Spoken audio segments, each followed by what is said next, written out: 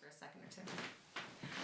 Happy National Quilting Day from the Iowa Quilt Museum. My name is Megan Barrett and I'm the director of the Iowa Quilt Museum. I am here with Randall Parkin, who is our board president, and we are going to show you how to make an Iowa star in St. Patrick's Day colors with string piecing. Because, of course, we're the Iowa Quilt Museum. Exactly. National Quilting Day happens to fall on St. Patrick's Day. And our current exhibit is String Theory, String Theory, string pieced quilts from past to present. So we've got it all right here. We're going to show you a picture in just a minute of what you're going to need for supplies. You're going to need to download the pattern that you can find in the description of this video. And you're also going to need to print that pattern out. We recommend printing it on parchment paper or tracing paper because then you can see through it a little bit better. You What can else? cut that to size to go through your Yes. printer because it won't be 8.5 by 11. It'll probably be 9 by 12. Okay. Do we need to know anything else before we start? Probably not. All right. So here we go, making our Iowa St. Patrick's Day string pieced star block.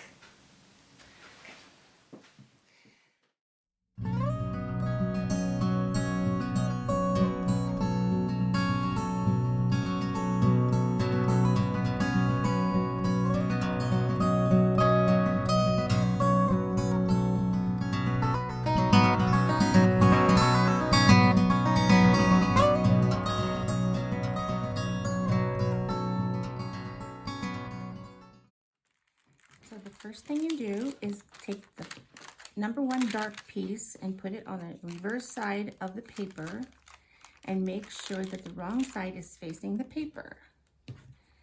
And a medium piece, oops, that was good. A medium piece goes on top of the under the dark piece, right side's facing, lining it up with the number 2 line. Using parchment helps so that you can see through the paper better than you can with typing paper. Lower the needle, have your stitch length set to a short stitch. Start to sew, back stitch a couple. Sew on the line to the end, back stitch a couple.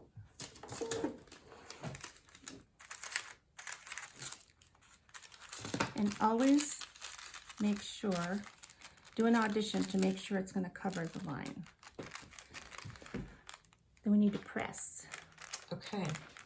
The first thing you need to do is trim. So fold back from the seam allowance. Oops, sounds good. And a 1/4 inch away, trim off that edge. Then place the second rectangle, medium.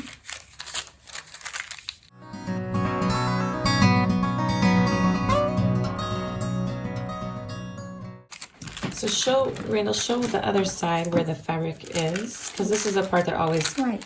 So I'm trying to fill this rectangle here, so my fabric is on this side, because when I flip Right. it, it's going to come this way. Right. This is kind of the reverse and upside down thinking required Yes. with paper piecing. I always think I have to think upside down and backwards. Yeah. So you more creative thinkers out there, this will be easy peasy for you.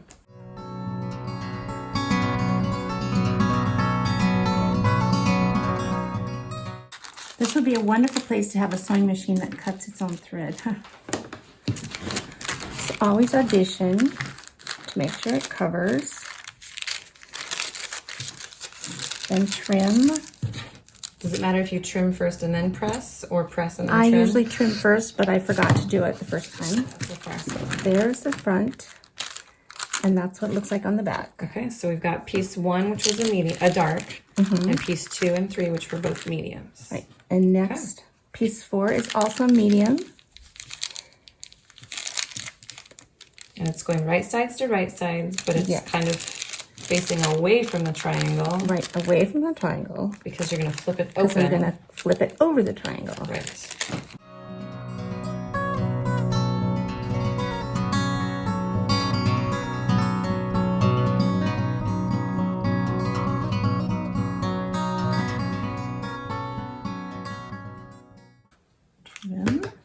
audition to make sure it covers, and it does. So fold the paper back. This one doesn't need very much trimming. I got it pretty close. So this is where it's pretty handy to have already cut these pieces Right. smaller. Right.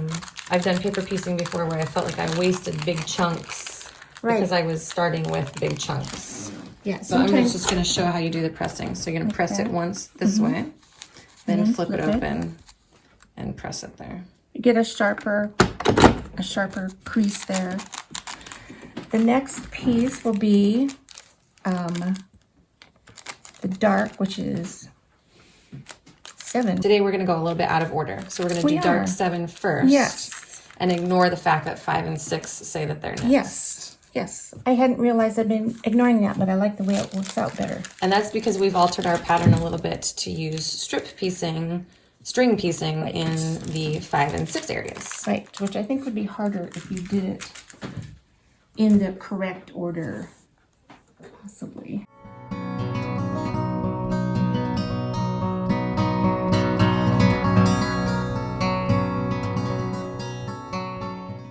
Just in case you're wondering what's happening in the background, this is my daughter playing with Randall's dog, keeping her complacent. Trim that 1/4 inch. And I know it's going to fit, so I didn't audition it, but that would be a good thing to do. All we can do to save ourselves frustration. Exactly. Good things. It's really hard to rip this stuff because you're sewing with a very short stitch. Okay, so we've got all of our greens in. We've got 2 darks and 3 mediums. And so we're ready to cover pieces 5 and 6, which are lights. And this is where we are going to incorporate some stringy piecing That's right. to tie in or to be awesome with our string pieced exhibit that's going on right now at the Iowa Quilt Museum. We're going to just cut it a bit longer, quite a bit longer. Lay it down right sides up and place the edge of the triangle right there, 1/4 inch away approximately. This is easy to see through this parchment. Much easier than heavy paper.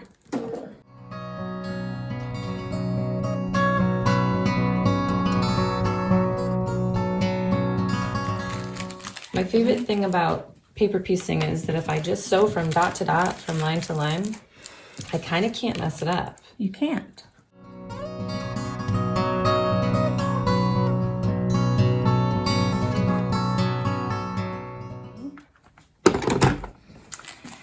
Now, instead of finishing this side, the first thing we want to do is start the next side.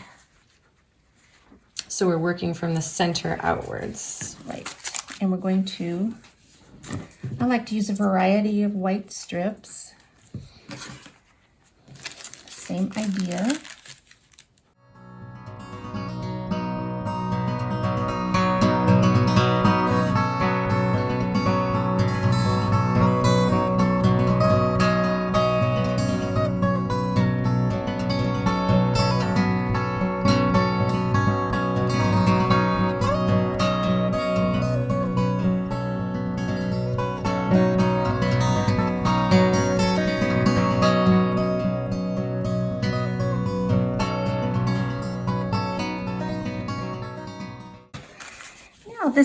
Now we get to start and work on this on the right side instead of the wrong side, which is kind of a neat thing. So we need a shorter piece because you're just trying to cover the little block area. And you don't have to line up the edges. It's more fun if you don't, so we get a few wonky lines. So how are you determining where you're going to sew your next seam? This is the part where you get some decisions. Yes, it's a flip and sew. I've just decided I want it to, I'm going to sew 1/4 inch in from that raw edge. Okay. So I'm going to have a little angle in my strip piecing or my string piecing.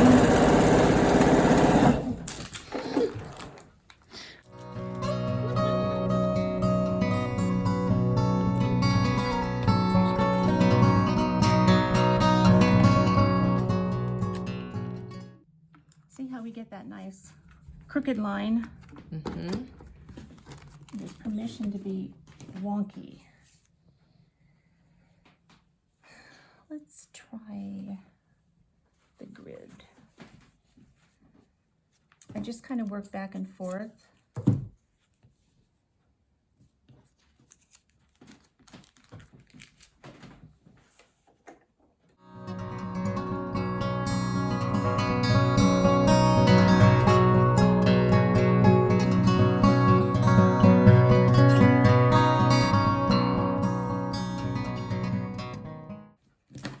It's kind of messy.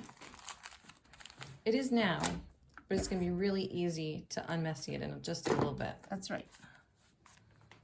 A few So don't let that cuts with panic a you. rotary cutter and it'll all be good. And you want to make sure that this corner is covered adequately because there's no seam allowance included on the paper. And so we want something different. So remember that we cut the seam allowance off of the pattern before we started. The pattern includes the seam allowance, but we want you to cut that off. Because our good friend Tony says it works better that way, and I believe Tony. So now you're setting that back just a little bit, and you're setting it at a slight angle just to give it a little bit more Fun. stringy fun.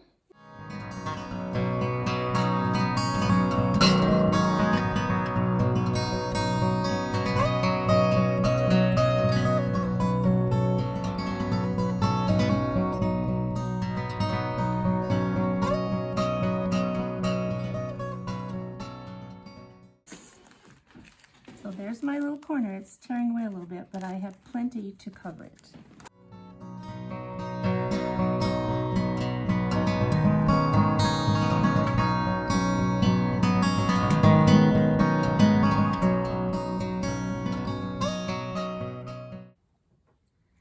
You don't want pieces to be too narrow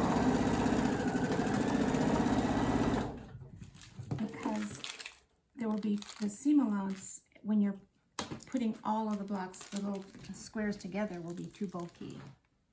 That's pretty close.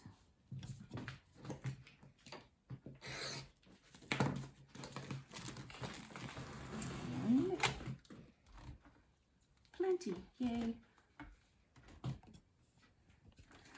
Now this looks like a big mess on the front, but on the back, and it looks like that's okay. That won't matter. It'll be fine because we're going to cut it in a square. Okay, Should we do that now? let's do that now.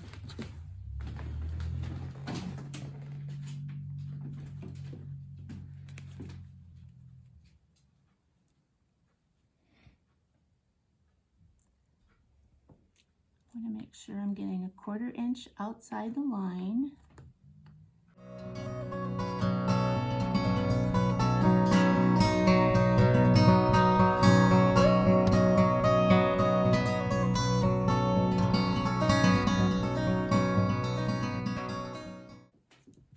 Oh, guess what? It's not covering. I need a little piece.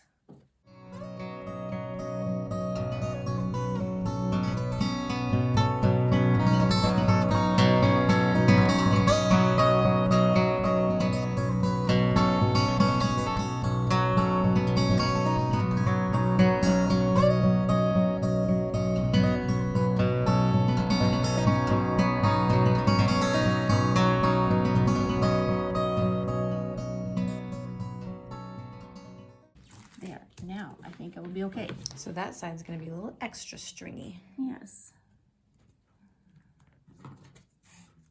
It'll probably be our favorite side. Might be.